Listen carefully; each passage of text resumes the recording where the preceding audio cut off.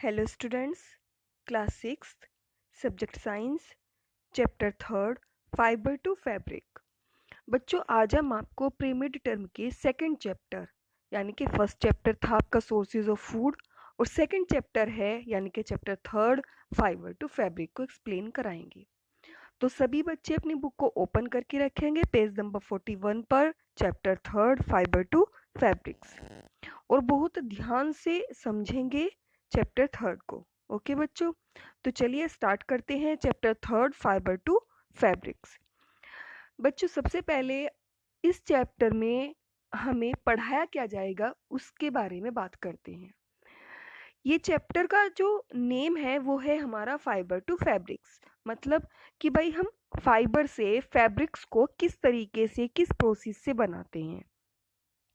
ठीक है बच्चों, सबसे पहले फाइबर्स क्या होते हैं इनके बारे में हमें पता होना चाहिए, और फाइबर से फैब्रिक्स बनने में कितने प्रोसेस हमारी हेल्प में आएंगे उन सब के बारे में पता होना चाहिए। यानी कि बहुत से प्रोसेस को हमें यूज़ करना होता है फाइबर से फैब्रिक्स बनाने के लिए, उन सभी के बारे में आज हम आपको बताएंगे। तो चलिए बच्चों स्टार्ट करते हैं chapter 3 fibre to fabrics, page number 41 fibres to fabrics. सबसे पहले आता है कि फाइबर्स क्या हैं। फाइबर्स होते हैं रेशे, छोटे छोटे रेशे होते हैं, बहुत ज़्यादा महीन होते हैं वो, और उनसे धागे बनाए जाते हैं। ठीक है, उन रेशों से धागे बनाए जाते हैं और फिर उन धागों से ही फैब्रिक्स बनाई जाती है। इसमें आप में एक एक हेडिंग लिखी हुई है डाइटरी फाइबर्स। डाइटरी फाइबर्स क्या होते हैं भाई? जो फाइबर्स होते हैं यानी कि जो रेशे होते हैं वो केवल हमारे फैब्रिक्स में ही यूज़ नहीं होते हैं। कुछ डाइटरी फाइबर्स होते हैं जो कि हम फूड में इस्तेमाल करते हैं, जैसे कि स्पेंज, शुगर केन, इन सभी ये भी क्या होते हैं? ये भी फाइबर्स होते हैं, लेकिन ये डाइटरी फाइबर्स होते हैं। डाइटरी फाइबर्स मतलब जो हम खाने में यूज़ करते हैं। ठीक है, इनका फैब्रिक्स बनाने में कोई यूज़ नहीं होता। और दो तरीके के फाइबर्स और होते हैं, जैसे कि नेचुरल फाइबर्स होते हैं और कुछ सिंथेटिक फाइबर्स होते हैं। ठीक है, नेचुरल फाइबर्स में क्या होता है? ये एक हमें प्लांट से मिलते हैं और एक एनिमल से, यानी कि दो तरीके के होते हैं नेचुरल फाइबर्स भी। एक वो जो हमें प्लांट से मिलेंगे और एक वो जो हमें एनिमल्स से मिलेंगे। ठीक है बच्चों, और जो हमारे सिंथेटिक फाइबर्स होते हैं, सिंथेटिक फाइबर्स केमिकल्स के द्वारा बनाए जाते हैं। ठीक है, फैक्ट्रीज में तैयार होती हैं, जैसे कि नायलॉन, रेयॉन, टेरिलॉन, ये सब। और इन सभी से सबसे इन फाइबर से मिलकर क्या इन दोनों ही फाइबर्स से, यानी कि नेचुरल फाइबर से भी और सिंथेटिक फाइबर से भी, सबसे पहले क्या बनाया जाता है? यर्न। यर्न मतलब धागा बनाया जाता है और फिर उस धागे से फैब्रिक्स तैयार होती है। ठीक है बच्चों, अब इसमें जो हमारे डाइटरी फाइबर्स थे उनका यूज हम फैब्रिक्स बनाने में नहीं करते हैं। ठीक है, जो हमारे दो तरीके के और फाइबर्स हैं, जैसे कि नेचुरल फाइबर्स है और सिंथेटिक फाइबर्स है, इनका यूज हम फाइबर्स को बनाने में यानी कि फैब्रिक्स को बनाने में करते हैं। आगे आता है फाइबर्स टू यर्न, यानी कि फाइबर से, रेशे से एक धागा कैसे बनाया जाता है, जैसे कि आप एक्टिविटी नंबर 1 में भी देख रहे हैं और एक्टिविटी नंबर 2 में भी देख रही हैं। ठीक है, fibres are generally thin and short in length. भाई जो फाइबर्स होते हैं वो सामान्य रूप से बहुत ज़्यादा महीन होते हैं, बहुत ज़्यादा पतले होते हैं और छोटे होते हैं लंबाई में। ठीक है, और इनके बंच को जोड़कर, यानी कि बहुत सारे धागों को, आप बहुत सारे फाइबर्स को आपस में मिलाकर, ठीक है, और उसे प्रेस करके क्या बनाते हैं? उसे एक लंबे और स्ट्रॉन्ग धागे में कन्वर्ट कर देते हैं, और ये प्रोसेस क्या कहलाता है? यर्न कहलाता है, यानी कि एक धागा वो तैयार हो जाता है। आप देख रहे हैं एक्टिविटी नंबर 1 में भी दिखाया हुआ है और एक्टिविटी नंबर 2 में भी दिखाया हुआ है।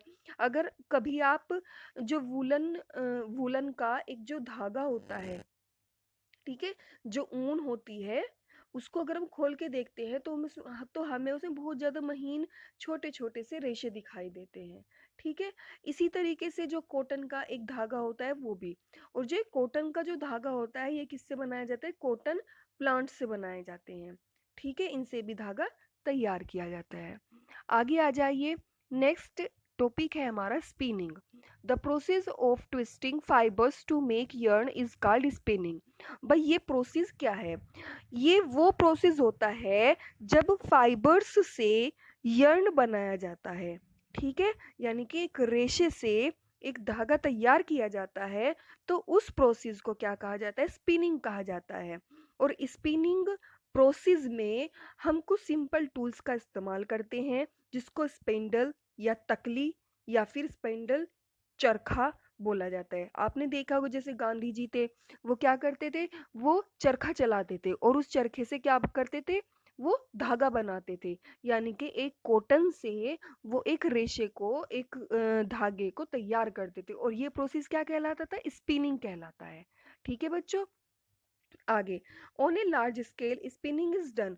और जब बड़े पैमाने पर स्पिनिंग को प्रयोग में लाया जाता है, तो कुछ अब आजकल क्या होता है, कुछ मॉडर्न स्पिनिंग मशीनों का यूज होता है, जिससे बहुत ज़्यादा मात्रा में मजबूत और कंफर्टेबल थिकनेस, यानी कि जो मजबूत होते हैं उन धागों को तैयार किया जाता है। अब देखिए दोनों ही टूल यहाँ पर लिखे हुए हैं। अगर क्वेश्चन भी बन सकता है कि भाई स्पिनिंग क्या होती है?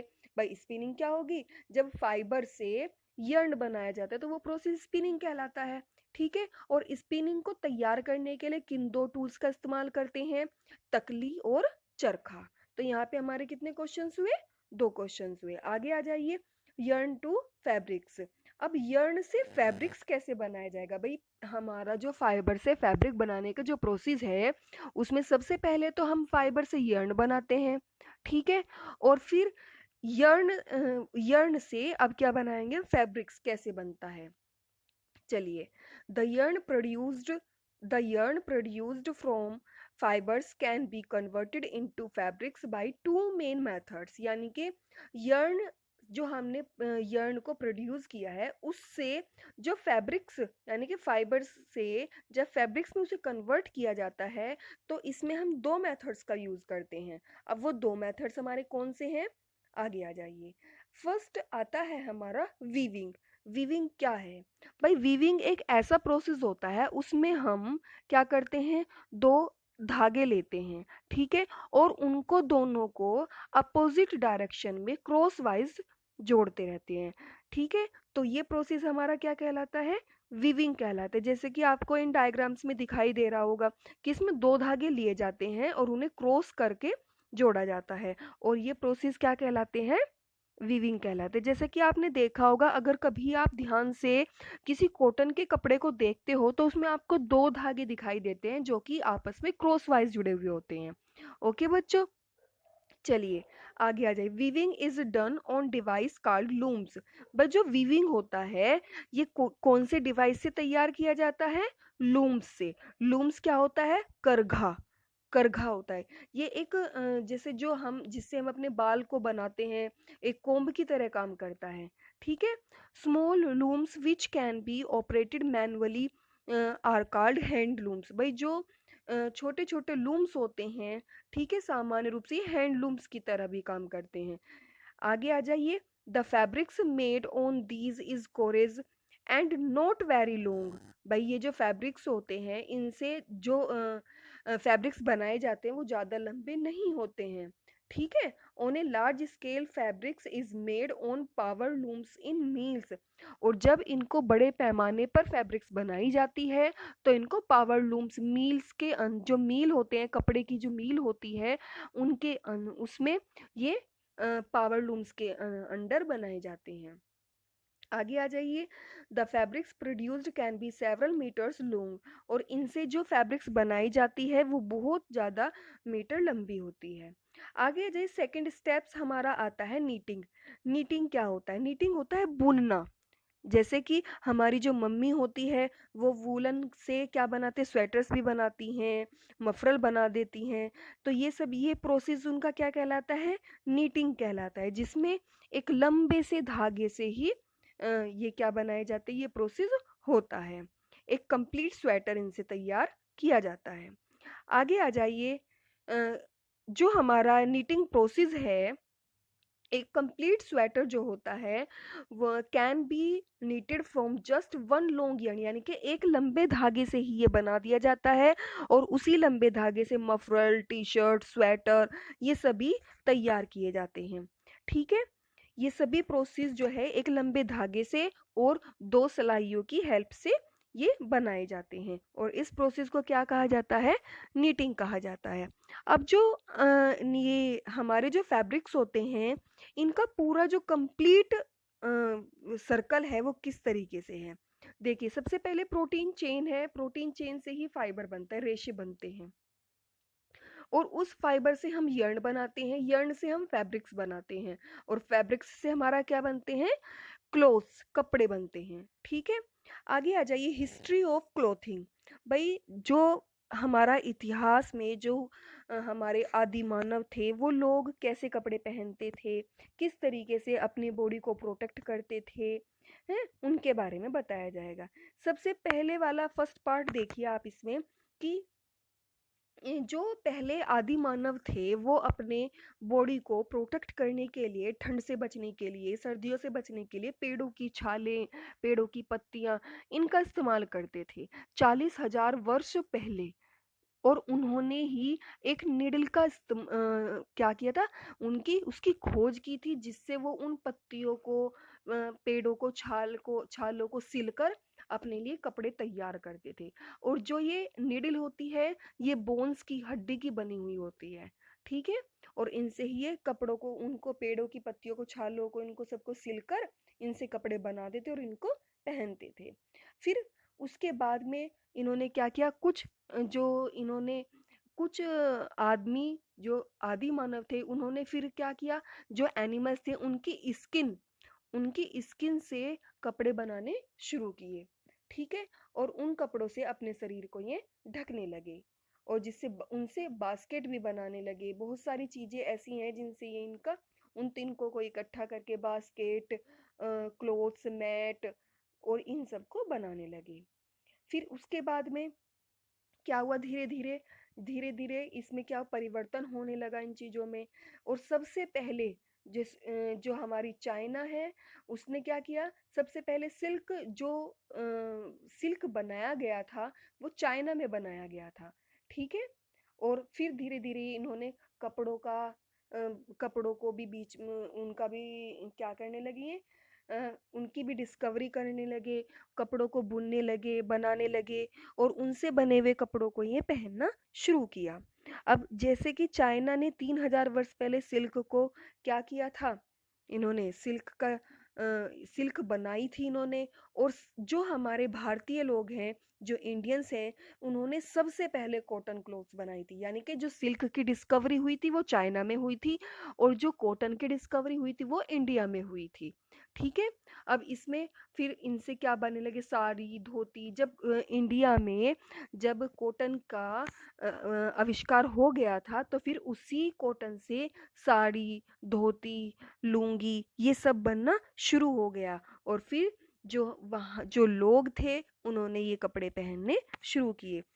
फिर आगे आता है, नेक्स्ट पार्ट में आता है, अ, आज के समय में जो लोग हैं आप देखते होंगे, कुछ कोई किसी अलग अलग ड्रेस में, कलरफुल ड्रेस में मिलते हैं हमें। बच्चों के जो स्कूल्स की ड्रेस होती है वो अलग होती है, कुछ घूमने की ड्रेसेस अलग होती है। यानी कि आज का जो समय है वो काफ़ी बदल चुका है और अलग अलग तरीके के जो कपड़े हैं वो सब पहनते हैं। तो हमारे आदि मानव से लेकर और हमारे आज के समय में इतने सारे ये जो डिस्कवरी हुई है। ठीक है, क्वेश्चन यहाँ पे बन भी सकता है कि एक क्वेश्चन बन सकता है, भाई सिल्क को सबसे पहले किसने बनाया था और कॉटन को किसने बनाया था। ठीक है, और पहले जो आदि मानव थे वो क्या पहनते थे और किससे अपने कपड़ों को बनाते थे। बोन नीडल से बनाते थे, पेड़ों की पत्तियों को पहनते थे, एनिमल की स्किन को पहनते थे। और सबसे पहले चाइना में सिल्क बनाया गया था, कॉटन इंडिया में बनाया गया था। ठीक है, तो इन सभी से क्वेश्चन बन सकते हैं। आगे आ जाए, टाइप्स ऑफ फैब्रिक्स। भाई अब जो हमारे फैब्रिक्स होते हैं उनके टाइप्स के बारे में आपको बताया जाएगा। जो टाइप्स होते हैं हमारे फैब्रिक्स के वो दो तरीके के होते हैं। सबसे पहले आता है नेचुरल फाइबर्स और फिर होते हैं एक सिंथेटिक फाइबर। नेचुरल फाइबर के बारे में पढ़ते हैं। These are made from natural fibres obtain from source like plants और एनिमल्स। भाई जो नेचुरल फाइबर्स होते हैं वो नेचुरल फाइबर्स किसके बनाए जाते हैं? प्लांट्स और एनिमल्स से बनाए जाते हैं। यानी कि कुछ प्लांट से और कुछ एनिमल्स से ऐसे फाइबर्स, ऐसे रेशे मिलते हैं जिनसे हम क्या बनाते हैं? फाइबर्स बनाते हैं। और प्लांट के डिफरेंट प्लांट्स के और एनिमल्स के कुछ पार्ट्स होते हैं ऐसे जिनसे फाइबर्स बनाए जाते हैं और उनको बायोडिग्रेडेबल कहा जाता है। बायोडिग्रेडेबल वो होते हैं जो कि डिकम्पोज हो जाते हैं। अब आपको एक टेबल बनी हुई दिखाई दे रही है। इस टेबल में प्लांट्स के कुछ पार्ट हैं जो कि फाइबर्स होते हैं और उनसे कौन से और किस तरीके के फैब्रिक्स बनाए जाते हैं उनके बारे में है। सबसे पहले है कॉटन बॉल। कॉटन बॉल यानी कि कॉटन का जो प्लांट होता है उसमें छोटी छोटी कॉटन्स की बॉल आती हैं और उनसे कॉटन का फैब्रिक्स बनाया जाता है। फिर है इसमें जूट प्लांट। जूट प्लांट से क्या बनाया जाता है? जूट बनाया जाता है उसके स्टेम से। आगे जो फ्लैक्स सीड, अब ये होते हैं फ्लैक्स सीड होते हैं जिससे लेनिन बनाया जाता है। आगे आ जाइए कोकोनट हस्क, यानी कि जो कोकोनट का, जो नारियल का ऊपर का जो पार्ट होता है, हार्ड पार्ट होता है, उससे क्या बनाया जाता है? उससे जो हमारे डोरमैट होते हैं ना वो बनाए जाते हैं। आगे सेनल लीव्स। सेनल लीव से क्या बनाया? सीसल लीव्स से बनाया जाता है। सीसल जो जो मैट वगैरह का होते हैं ना वो बनाए जाते हैं। आगे आ जाइए सम इम्पोर्टेंट नेचुरल फाइबर्स। कुछ इम्पोर्टेंट नेचुरल फाइबर्स दिए हुए हैं और सबसे पहले हमें बात करते हैं कॉटन्स की। जो कॉटन होता है वो किस तरीके से कॉटन बॉल से कैसे तैयार किया जाता है उसके बारे में आपको बताएंगे। तो सबसे पहले है कॉटन। जो कॉटन होता है वो कॉटन प्लांट से प्राप्त किया जाता है। कॉटन प्लांट एक स्मॉल, छोटा और एनुअल शर्ब है। यानी कि एक छोटा छोटा ही प्लांट होता है, ये शर्ब होता है और जो कि साल में एक बार कॉटन बोल्स देता है। और ये ब्लैक सोयल, जो काली मिट्टी होती है, उसमें ग्रो करता है। वार्म क्लाइमेट और प्लेंटी ऑफ रेन, यानी कि बारिश की बहुत ज़्यादा इसे दिक्कत होती है, वह उसमें ये ग्रो करता है। In India cotton is grown in Punjab. यानी कि जो भारत में जो कॉटन उगाई जाती है वो पंजाब, राजस्थान, गुजरात, मध्य प्रदेश, महाराष्ट्र और तमिलनाडु, इन सभी में उगाई जाती है। The fruits of cotton plant is a small green ball. जो कॉटन प्लांट का जो फ्रूट्स होता है वो बहुत ही छोटा बोल जैसी स्ट्रक्चर का होता है जिसको कॉटन बोल कहा जाता है। क्या कहा जाता है? कॉटन बोल कहा जाता है। और उसमें उसमें कॉटन हेयर्स के साथ साथ उसमें सीड्स भी प्रेजेंट होते हैं। These hair are the cotton fibres. और ये जो हेयर होते हैं इनको कॉटन फाइबर्स कहा जाता है। ठीक है। और जब ये बीज जो है, जब ये कॉटन बॉल्स जो होती हैं, जब ये मैच्योर हो जाती हैं तो ये फट जाती हैं। ठीक है। फटकर ये खुल जाती हैं, ओपन हो जाती हैं और इनसे कॉटन को कलेक्ट कर लिया जाता है। अब कॉटन से कॉटन सीड्स को अलग करना बहुत ज़्यादा डिफ़िकल्ट मेथड होता है। इसे हाथों से अलग किया जाता है। ठीक है। हाथों से अलग किया जाता है। एंड लार्ज स्टील कोम्ब, और इसमें एक लार्ज स्टील का बड़ा सा एक स्टील का कंघी की जैसा एक इंस्ट्रूमेंट होता है जिससे सीड्स को और कॉटन हेयर्स को अलग किया जाता है। और इस प्रोसेस को क्या कहा जाता है? गेनिंग कहा जाता है। क्या कहा जाता है? गेनिंग कहा जाता है। नेक्स्ट में आ जाइए। देखिए आप डायग्राम में देख रहे होंगे, सबसे पहले कॉटन फील्ड है। ये यहाँ पर सभी पर कॉटन प्लांट्स उगाए गए हैं और उसमें छोटी छोटी सी कॉटन बॉल्स हैं और उन बॉल्स से बीजों को और कॉटन को दोनों को अलग किया जा रहा है। इस प्रोसेस को गेनिंग कहा जाता है। और फिर इनको एक अलग इन इस कॉटन के बंडल बना लिए जाते हैं जिसको बेल्स कहा जाता है। फिर उन्हें फैक्ट्री में भेजा जाता है। फिर उनके क्या बनाए जाते हैं? रेशे बना, वो धागे बनाए जाते हैं, यर्न बनाए जाते हैं और उस यर्न से फिर कॉटन क्लॉथ्स बनाए जाते हैं। ठीक है बच्चों, आगे आ जाइए। The ginning cotton is pressed tightly into compact bundles called bales. भाई जो हमने गेनिंग यानी कि बीजों को और कॉटन को दोनों को अलग कर लिया था, जो हमारी कॉटन थी उसे प्रेस कर लिया जाता है और उसे टाइट रूप से एक बंडल के रूप में तैयार कर लिया जाता है, इसको जिसको बेल्स कहा जाता है। फिर इन्हें फैक्ट्री में ट्रांसपोर्ट कर दिया जाता है और ट्रांसपोर्ट करने के बाद वहाँ पर कॉटन से धागे बनाए जाते हैं, यर्न बनाए जाते हैं और उन यर्न से फिर फैब्रिक्स बनाई जाती है, यानी कि कॉटन के फैब्रिक्स बनाए जाते हैं। फिर फैब्रिक्स बनाए जाते हैं, फिर उन फैब्रिक्स से अलग अलग तरीके के कपड़े तैयार होते हैं, जैसे कि बेड शीट है, टॉवल है, शर्ट है, ये सब चीज़ें उनसे बनाई जाती हैं। आगे इसमें कुछ कॉटन्स के बने हुए कुछ आपको कपड़े भी दिखाई दे रहे हैं, तो ये सभी कॉटन क्लॉथ से बनाए जाते हैं। आगे आ जाइए, नेक्स्ट फाइबर है हमारा जूट। जूट जो होता है वो जूट एक प्लांट से हमें मिलता है जिसका नाम है पटसन। ठीक है, ये ग्रो करता है एक लो लेइंग लैंड में और क्लेई सॉइल में। ठीक है, which gets plenty of rainfall, इसमें ज़्यादा जो बारिश होती है बहुत ज़्यादा से ज़रूरत होती है। और इसका जो आउटर पार्ट होता है स्टेम का, इसके तने का जो आउटर पार्ट होता है उसी से ये जूट के जो रेशे होते हैं वो तैयार किए जाते हैं। ठीक है, ये जो प्लांट से होते हैं। अब इसका जो स्टेम होता है, इसके स्टेम से ही जूट के जो रेशे होंगे वो हम अलग कर लेते हैं और जो इसके स्टेम से उन रेशों को अलग करने का जो प्रोसेस होता है उसको रेटिंग कहा जाता है। और इसका जो एक जूट फाइबर होता है वो लगभग 2.5 मीटर का होता है। ठीक है, कितने मीटर्स का होता है? 2.5 का। Jute is used make packing material. भाई जो जूट होता है उसका जो यूज़ किया जाता है वो पैकिंग मटेरियल के रूप में किया जाता है, जैसे कि मैट, रोप, रग, इन सभी में, इन सभी को बनाने के लिए जूट का इस्तेमाल किया जाता है। ये क्या होता है? ये एक चीपेस्ट नेचुरल फाइबर होता है। ये इंडिया में इंडिया में Bangladesh, Thailand are the main jute producing countries. भाई जो हमारा संसार है उसमें इंडिया, बांग्लादेश, थाईलैंड, वहाँ पर ये जूट जो है प्रोड्यूसिंग कंट्रीज हैं जहाँ पर जूट उगाया जाता है। ठीक है, जो हमारी इंडिया है ये डेल्टा यानी कि गंगा और ब्रह्मपुत्र के जो डेल्टा एरिया हैं वहाँ पर ये उगाए जाते हैं। आगे आ जाइए, जो हमारे एनिमल फाइबर हैं। अब हम बात करेंगे एनिमल फाइबर की।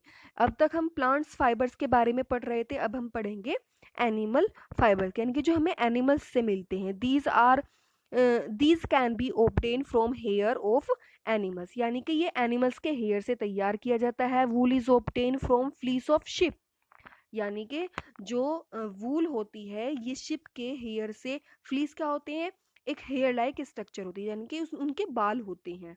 ठीक है, उनसे तैयार की जाती है और उस फ्लीस से ही क्या बनाया जाता है? पश्मीना शॉल बनाए जाते हैं। क्या बनाए जाते हैं? पश्मीना शॉल बनाए जाते हैं। जो सिल्क होता है वो सिल्क वॉर्म के कोकून से बनाया जाता है। किससे बनाया जाता है? सिल्क वॉर्म के कोकून से बनाया जाता है। आगे आ जाइए, wool is obtain from the hair on the body of sheep और गोट। भाई जो गोट होती है, शिप होते हैं, उनकी जो स्किन होती है उनके हेयर से ही वूल तैयार की जाती है और उनकी स्किन से उन हेयर को उतारना, वो प्रोसेस क्या कहलाता है? शेयरिंग कहलाता है। The wool is processed to make yarn, और उस वूल से जब यर्न बनाए जाते हैं, पहले यर्न बनाए जाएंगे और फिर उस यर्न से फैब्रिक्स बनाई जाती है। और उन फैब्रिक्स में जैसे कि कोट, स्वेटर, मफरल, ईटीसी आदि वूलन क्लॉथ्स बनाए जाते हैं। जो हमारी ऑस्ट्रेलिया है वो बिगेस्ट प्रोड्यूसर ऑफ वूल है, यानी कि वहाँ पर सबसे ज़्यादा मात्रा में वूल को प्रोड्यूस किया जाता है। आगे आ जाइए, सिल्क। अब हम बात करते हैं सिल्क के बारे में। सिल्क का दूसरा नाम होता है रेशम। ये एक फाइबर होता है जो कि इंडिया में मिलता है और कुछ एशियन कंट्रीज होती हैं उनमें मिलता है। Silk is natural protein fibre. भाई जो सिल्क होता है वो एक नेचुरल प्रोटीन फाइबर होता है जो कि ऑब्टेन किया जाता है एक प्रोटेक्टिंग कवरिंग कॉल्ड कोकून से। कोकून से तैयार किया जाता है। सिल्क वॉर्म का कोकून होता है, उससे ये तैयार किया जाता है। ये एक the process of growing silk worm on mulberry trees. जो मलबरी ट्रीज होता है उस पर सिल्क वर्म प्रेजेंट होता है और वहाँ पर ये ग्रो करता है। आगे आ जाइए, और वहीं पर क्या होता है, सिल्क इससे तैयार की जाती है जिसको सेरीकल्चर, और बहुत बड़े पैमाने पर जब ये प्रोसेस किया जाता है तो इसको सेरीकल्चर कहा जाता है। China, Japan, Thailand are main producer of silk. भाई जो चाइना है, जापान है, थाईलैंड है, इनमें बहुत ज़्यादा मात्रा में सिल्क को प्रोड्यूस किया जाता है। ठीक है, आगे इसमें प्रोसेस लिखा हुआ है सिल्क वॉर्म कोकून, और कोकून से सिल्क क्लोथ्स बनाए जाते हैं। आगे आ जाइए सिंथेटिक फाइबर्स। अब हम बात करते हैं सिंथेटिक फाइबर्स की। सिंथेटिक फाइबर्स होते क्या हैं? भाई सिंथेटिक फाइबर्स वो होते हैं, सिंथेटिक फाइबर्स या फिर man made fibres. Synthetic fibres वो होते हैं जो मनुष्य फैक्ट्रीज में केमिकल्स के द्वारा बनाते हैं, यानी कि मैन मेड होते हैं, मनुष्य द्वारा बनाए जाते हैं, उनको सिंथेटिक फाइबर्स कहते हैं। जैसे कि नायलॉन, टेरिलॉन, पॉलिस्टर आदि इसके एग्जाम्पल हैं सिंथेटिक फाइबर्स के। और इनको नॉन बायोडिग्रेडेबल कहा जाता है, यानी कि ये क्या होते हैं, ये डिकम्पोज नहीं होते। ठीक है बच्चों, आगे आ जाइए फिनिशिंग ऑफ। आगे हम बात करते हैं बच्चों फिनिशिंग ऑफ फैब्रिक्स की। The fabrics is further bleached और डाई। भाई जो हमारे फैब्रिक्स होते हैं उन पे ब्लीच और डाई भी की जाती है कलर्स के लिए, और कलर को चमकदार बनाने के लिए। Finishing is done to make is suitable for household use. भाई जो फिनिशिंग होती है उसे फिनिशिंग को हम अपने घर पर करते हैं वो बहुत ज़्यादा सुटेबल होती है घरों में करी हुई। ठीक है, ओके बच्चों, आई होप बच्चों आपको ये चैप्टर समझ आया होगा, और अगर कुछ चीज़ें ऐसी हैं जो आपको समझ नहीं आई हैं तो वो आप मुझसे मैसेज में पूछ सकते हैं। ओके बच्चों, थैंक यू सो मच।